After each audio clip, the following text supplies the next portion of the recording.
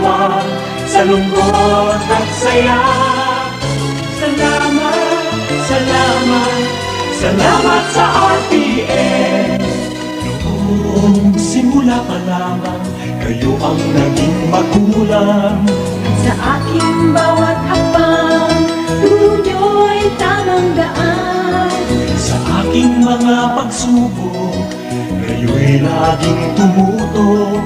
Kayo na ang laging kapay, hanggang sa magtagumpay. Salamat, salamat, salamat sa RPN. Hindi malilimutan, gintong alaala ng ating pagsasama. Sa hirap at ginhawa, sa lungkot at saya. Salamat, salamat, salamat sa RPN.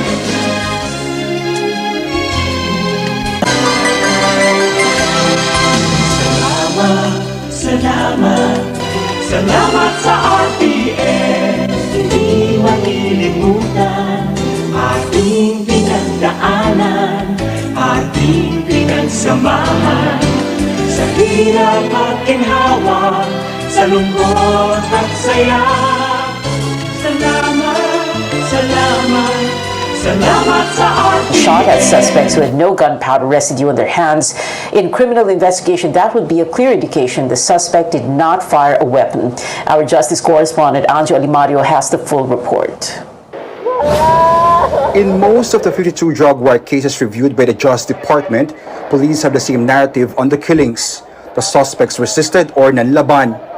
But the agency observed that in at least 9 cases, victims tested negative for gunpowder nitrates. In 30 others, not a single record of paraffin or ballistic test, autopsy result, or death certificate. The DOJ observed excessive use of force that resulted in the deaths of drug suspects. Some bore multiple gunshot wounds, including 1 victim with 15 gunshot wounds. 7 were shot at close range. The PNP's Internal Affairs Service found no proof of violent resistance on the part of suspects in some cases. How were the cops punished? In 35 cases, they were just suspended. Only a few were dismissed. Malacanang says the DOJ report shows President Duterte was not responsible for alleged abuses and lapses in the drug war. On the contrary, it proves that the Philippine state has in fact investigated and prosecuted individuals for these extralegal killings. The International Criminal Court's pre-trial chamber sees otherwise. The president has publicly encouraged extrajudicial killings. President Duterte vowed he won't cooperate with the ICC investigation on his bloody drug war. PNP Chief General Guillermo Elazar urges families of victims to cooperate. Ito rin ang pagkakataon para sa mga pamilya ng nasawi dito sa mga pulis sa anti-illegal drugs operation para sila ay makapagsumite ng complaint affidavit o kaya'y magharap ng testigo upang maisampa ang kaukulang kasong kriminal sa korte. The National Bureau of Investigation is now tasked to build the cases as the Justice Department appeals to witnesses to come forward and hold erring cops accountable. Drug war critics say the DOJ revelation is just the tip of the iceberg. Justice Secretary Menardo Guevara declared before a UN body that it's quietly reviewing more than 5,000 drug war deaths, but it has so far looked into less than 400 cases. For the Free Legal Assistance Group, the initiative is grossly insufficient, and its challenge to the DOJ: bring these cases to court. Anjali Mario, CNN Philippines. President's first police chief from June 2016 to early 2019, now Senator Bato de la Rosa, was the brains behind Oplan Tokhang, although de la Rosa time and again took pains to explain that the Visayan word Tokhang meant to knock and plead. It had come to be associated with killings, police shooting suspects they claimed had fought back or nanlaban in the vernacular, just as Anja had said. Now, this could not have come at a worse time with all this talk about an international criminal court probe that claims it will make Mr. Duterte accountable. De La Rosa had said on the show a week ago he would face the probe. He has changed his tune since then.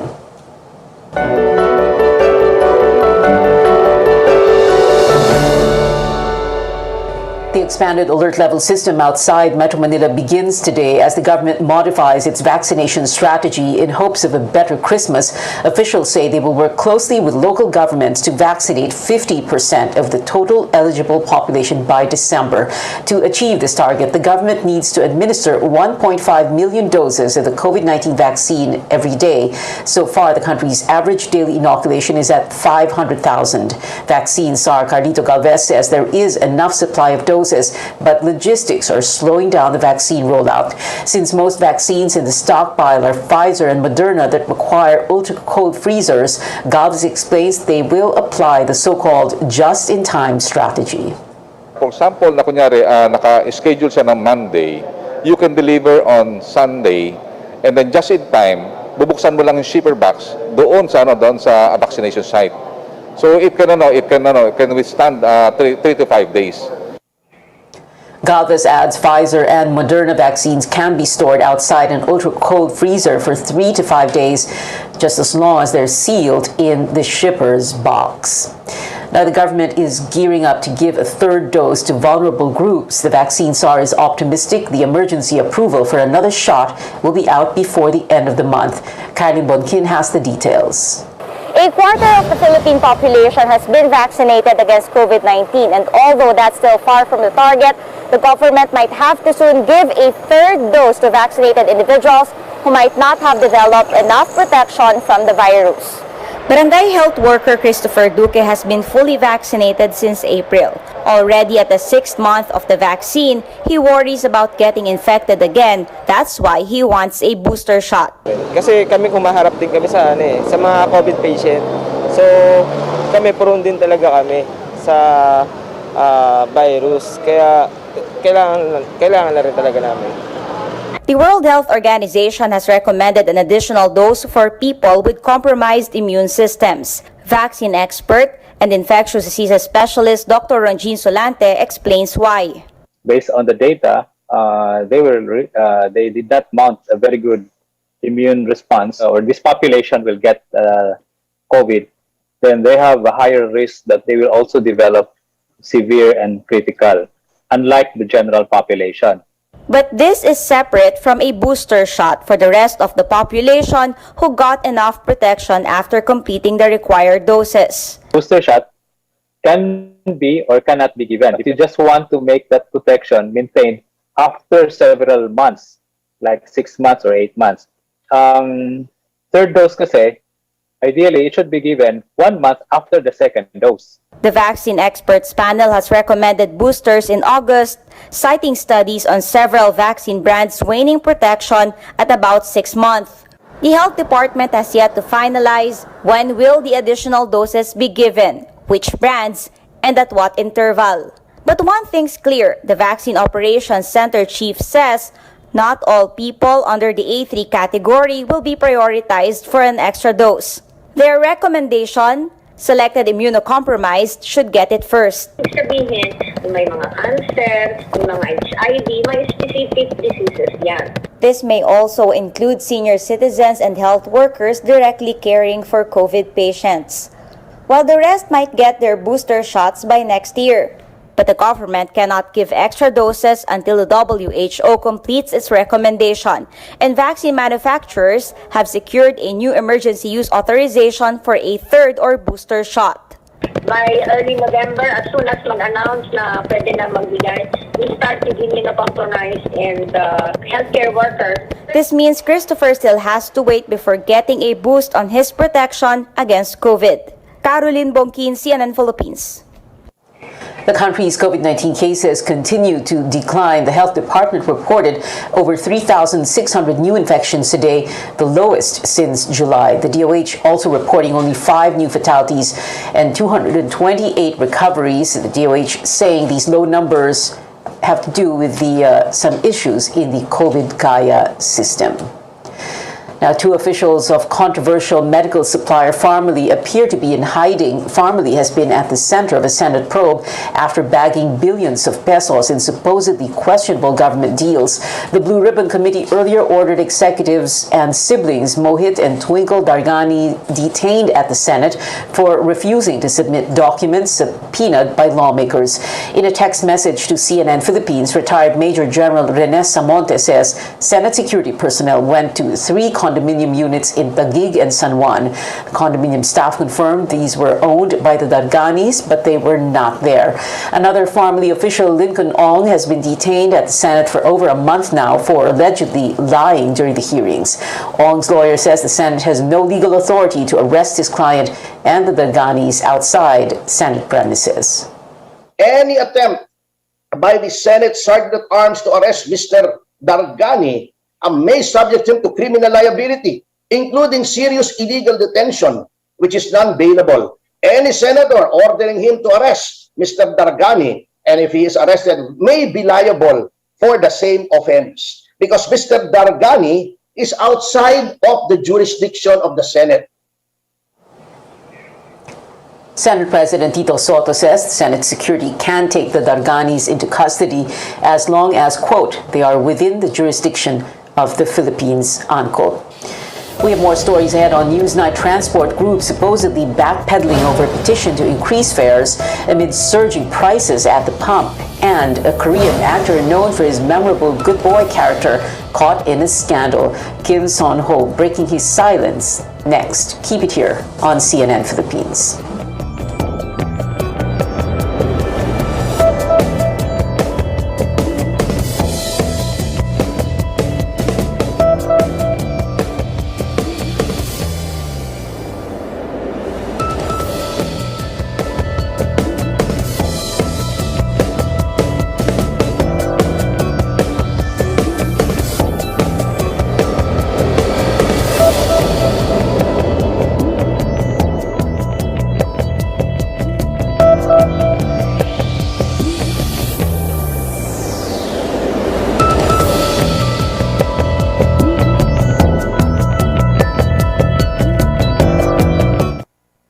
Suportahi ang imong immune system para mabatukan ini ang mga viruses sama sa corona ug uban pa. Pag Herbalaya Food Supplement every day. Aduna kini mga natural herbs ug antioxidants nga mopakusog sa imong immune system. Batukan ang mga viruses. Mag Herbalaya Food Supplement matag adlaw. Inyong mapalit sa inyong mga suking butika bisan asa. Herbalaya Food Supplement. Atong saligan aron virus malikayan.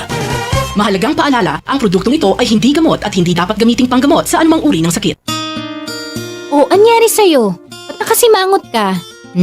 Alam ko na. Masakit ang katawan mo, ano? Sa sobrang trabaho? O di kaya masakit ang ulo sa sobrang stress? Break ka muna. Hinga ng malalim at imasahe ang ulo mo gamit ang Herbalaya Liniment Oil. Ako rin ganun eh. Kaya pag mataas ang tensyon sa trabaho, mag-Herbalaya break ka muna. Herbalaya Liniment Oil. Amuhay na ka.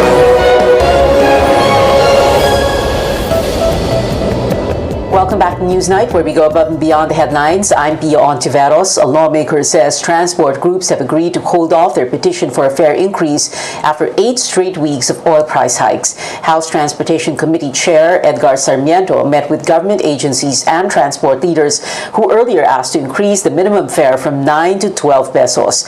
Regulators were not keen on the proposal, saying it will be an added burden for commuters. But Sarmiento says the Energy and Transportation Departments will study cash aid grants for public utility vehicle operators. He adds the House will tackle a long-term solution to the oil price hikes when sessions resume next month. May relief na agad na binanggit kanina ang Department of Energy at ang Department of Transportation na pumabor naman ang halay ng jeepney and they will be putting on hold muna yung increase. That's the bottom line. Not about na sila naman masaya sa napag-usapan kanina at wari ko naman na we can right away implement yung tulong ng Department of Energy at yung plano naman ng Department of Transportation. Transport groups also call for the suspension of the value-added tax on petroleum products. They say putting the 12% VAT on hold will provide relief to drivers and commuters. Drivers also asked for concrete solutions from the government if fare increases are not approved. A lawmaker wants more public transport drivers in the government service contracting program. Senator Risa Ontiveros believes this is the win-win solution for both commuters and drivers to keep fares affordable amid consecutive oil price hikes. Ontiveros also urged regulators to obligate unreleased funds worth 3 billion pesos under the service contracting and Libreng Sakay programs. She says the government can use the money to employ more drivers and shoulder expenses on fuel to avoid a fare increase. For now. Well, the logistics industry is also on its toes because of the rising fuel costs, and the domino effect is impacting consumers. Our senior correspondent Lois Calderon has that story. Grounded for 4 months at the height of the pandemic, freight transporter Herna Baluyot Santos' 40 trucks are back on the road. The relaxed COVID-19 restrictions are revving up her business closer to pre-pandemic level. But the recovery is short-lived as successive hikes in pump prices send her business back to break-even. Paano ba kayo nalulugi ngayon 50 pesos na ang diesel? Tulad ng unit namin na to na dating 5 biyahe ang nagagawa, nagiging 3 na lang. So napakalaking impact sa amin ang pagtaas ng presyo ng diesel. Santos avoids long-term contracts so she can easily adjust to sudden fuel price swings. Diesel accounts for more than half of operating costs, so those in the logistics business have no choice but pass that on to customers. From the pump to trucks to factories to the consumer, high fuel prices have a domino effect. What's the best deal? Hindi ko alam kung pangarap na lang ulit na maibalik natin sa presyo na let's say 40, 42, okay pa siguro yun. But the Energy Department's hands are tied when it comes to fuel prices because of the Oil Deregulation Act that's over 20 years old. This time, it's more on market forces.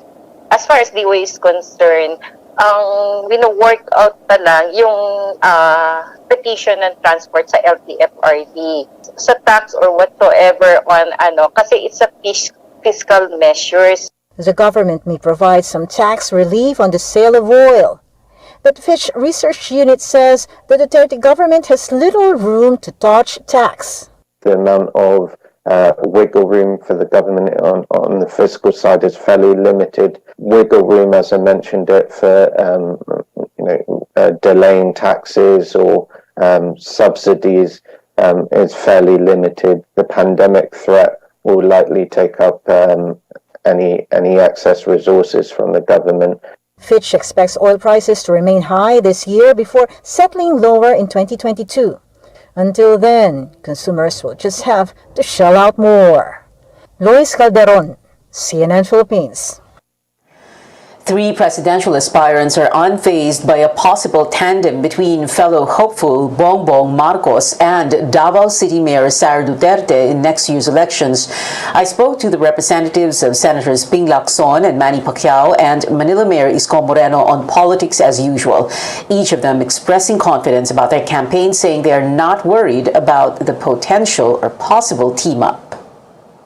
We believe that we are not only a strong, that we only don't have a strong tandem, we also have we're running a smart campaign, which means that it shouldn't matter who Senator Lacson and Senator Soto are running against, but at the same time, we're also open to making calibrations or adjustments as we go along. Para sa amin, bahala na sila, no? Kung gusto nila magsama, gusto nilang kumandidato si BBM o gusto kumandidato ni Sara Duterte, no? That's their privilege and that's their right, no? Okay lang, no? So laban-laban na lamang. He is running on his strength, on his platform.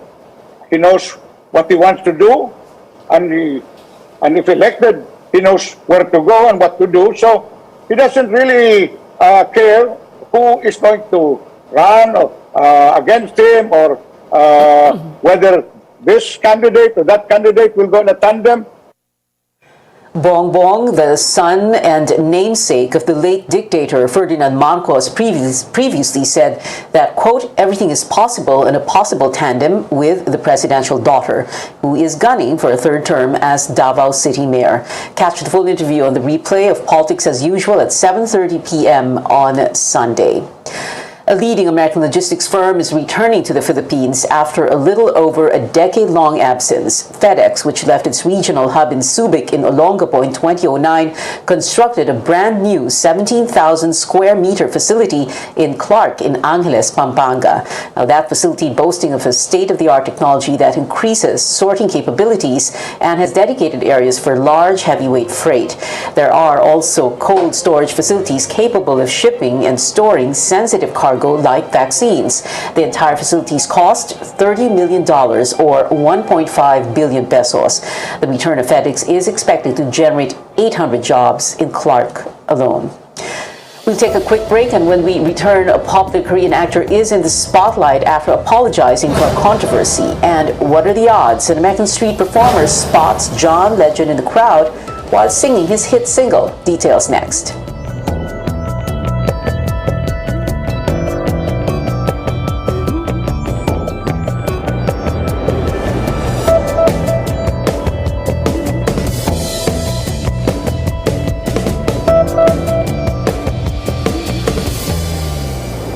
Suportahi ang imong immune system para mabatukan niini ang mga viruses sama sa corona ug uban pa. Pag Herbalaya Food Supplement every day. Aduna kini mga natural herbs ug antioxidants nga mopakusog sa imong immune system. Batukan ang mga viruses. Mag Herbalaya Food Supplement matag adlaw. Inyong mapalit sa inyong mga suking butika bisan asa. Herbalaya Food Supplement. Atong saligan aron virus malikayan. Mahalagang paalala, ang produktong ito ay hindi gamot at hindi dapat gamiting panggamot sa anumang uri ng sakit. O, anyari sa'yo? Ba't nakasimangot ka? Alam ko na. Masakit ang katawan mo, ano? Sa sobrang trabaho? O di kaya masakit ang ulo sa sobrang stress? Break ka muna. Hinga ng malalim at imasahe ang ulo mo gamit ang Herbalaya Liniment Oil. Ako rin ganun eh. Kaya pag mataas ang tensyon sa trabaho, mag-Herbalaya break ka muna. Herbalaya Liniment Oil. Amoy nakaaya-aya. Sa bawat pahid ay ginhawa. Huy, naunsa man ka? Nagbugot lagi ka. Kabalon ako. Ikapoy ka no. Sakit imong lawas tungod sa sobrang trabaho? O sakit imong ulo tungod sa stress? Pahuway una. Ginhawag lawom, ug hiluta ang imong ulo gamit ang Herbalaya Liniment Oil. Kay mausab ni akong ginahimo, maong akong taas ang tensyon sa trabaho, mag-Herbalaya break sa Herbalaya Liniment Oil. Amoy. Welcome back to CNN Philippines. The COVID-plagued PBA season is nearing its end, with the first of a projected 7 games to be played today by Magnolia and TNT in a finals match in Bacolor, Pampanga. Game 1 was off to a thrilling start some 20 minutes ago, with TNT leading 15-6. The game is in the first quarter. It is a best-of-7 fight between Coach Short Reyes for TNT and Coach Chito Victolero for Magnolia. Two of the country's biggest businessmen, Manny Pagadian and Ramon Ang, own the teams. The season was moved midway to Pampanga when Metro Manila went into lockdown 2 months ago because of the Delta variant surge. But COVID still took its toll, and some of the teams and critics laid the blame on the semi-bubble setup. TNT, Meralco, and Barangay Ginebra are just some of the teams with players that tested positive for COVID, and they had to go into isolation. That situation would sometimes lead to the entire team getting quarantined for a week or 2. We'll update the latest scores here later on CNN Philippines. Now, with the PBA wrapping up, all eyes now turning to college athletics. The Commission on Higher Education starting to vaccinate student athletes under the UAAP today. Vaccine czar Carlito Galvez hopes all student athletes in Metro Manila will get their first dose before the end of October. Ceremonial vaccination of athletes from colleges under the NCAA starting next week. COVID brought both leagues to a screeching halt. The men's basketball finals for the UAAP last played, for example, in November 2019. The Ateneo Blue Eagles won their 3rd championship that time in an aborted season 82. But the UAAP targeting to open the next season for men's basketball in February and women's volleyball in April 2022. With this, coaches are hoping that guidelines for the training of athletes will be released soon.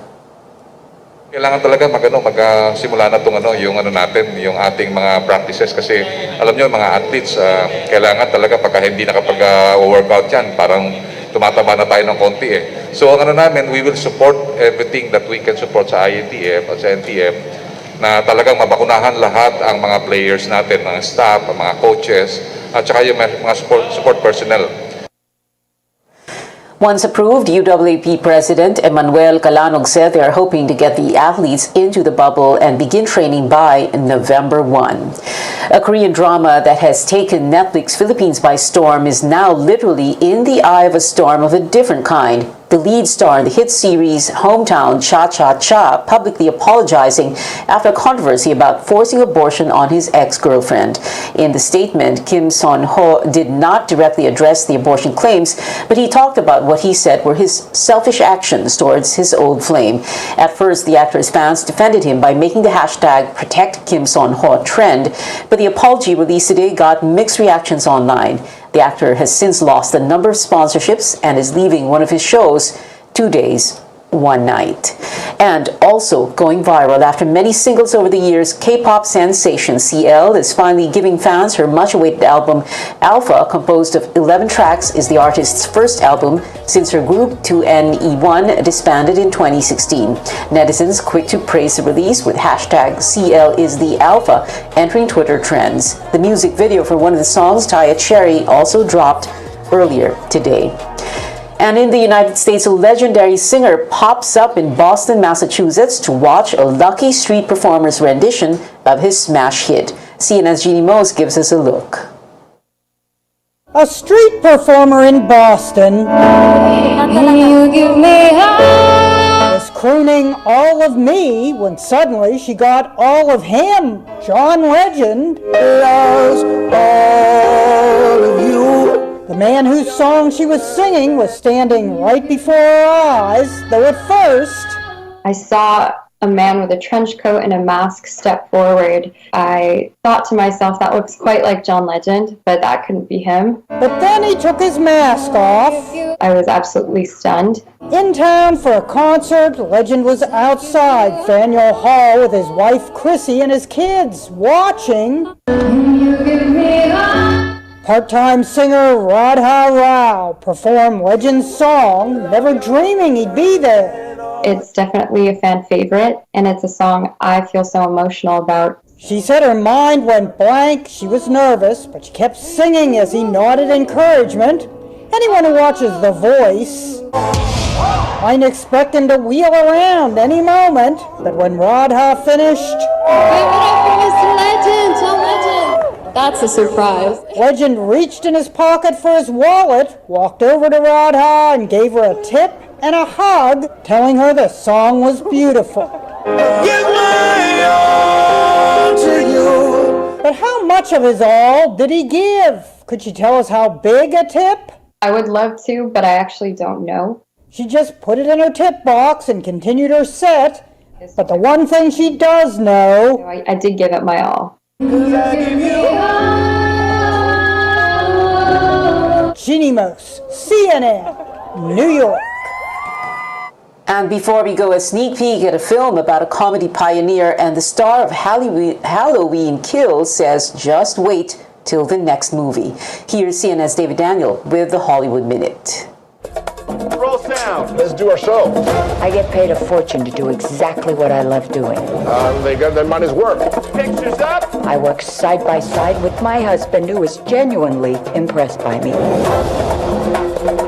And all I have to do to keep it is kill for 36 weeks in a row. The first teaser is out for the I Love Lucy movie, Being the Ricardos, with Javier Bardem as Desi Arnaz and Nicole Kidman as Lucille Ball, including a brief shot of the iconic grape stomping scene. Being the Ricardos, written and directed by Aaron Sorkin, debuts in theaters on December 10th and on Amazon Prime Video December 21st. A man couldn't have survived that fire. Michael Myers is still on the rampage, helping Halloween Kills fill theaters with fans of the franchise. And if you thought this movie was scary, star Jamie Lee Curtis says just wait until the follow-up, Halloween Ends. The last shot of the Halloween Ends movie is going to make people go insane. Curtis and Michael Myers return in Halloween Ends, due out next October. In Hollywood, I'm David Daniel. We have 66 days before Christmas, and that is it for now. Join me again on News.